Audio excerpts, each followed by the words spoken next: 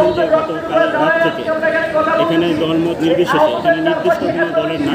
বরং সবাই বাংলাদেশের নাগরিক হিসেবে এখানে উপস্থিত হয়েছে। তাদের দাবি একটাই এবং আমাদের দাবি একটাই যে আওয়ামী লীগকে নিষিদ্ধ করতে হবে। যদি আওয়ামী লীগকে নিষিদ্ধ করা না হয় তাহলে 58 জন পিলখানার যে হত্যাকাণ্ড, 58 জন সেনা অফিসার 2013 সালের শাপলা চত্বরে আলমগীরদের উপর যে হত্যাযোগ্য,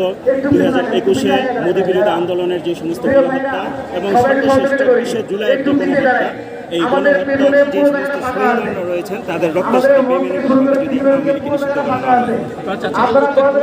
অতি দ্রুত, আমরা শুধু তাদেরকে চাচ্ছি না যে আওয়ামী লীগকে নিষিদ্ধ করা এতটুকুর মধ্যে সীমাবদ্ধ নয়, বরং আমাদের দাবি আরেকটু আমরা সংযুক্ত করতে চাই যে 5 আগস্টের আওয়ামী লীগের পতনের পর আওয়ামী লীগের শেখ হাসিনা থেকে নিয়ে এই পর্যন্ত যতজন নেতা সেফ এক্সিট হয়েছে, যারা যারা এদের সাথে জড়িত আছে তাদেরকেও আইনের আওতায় আনতে হবে। এটা হলো আমাদের একটি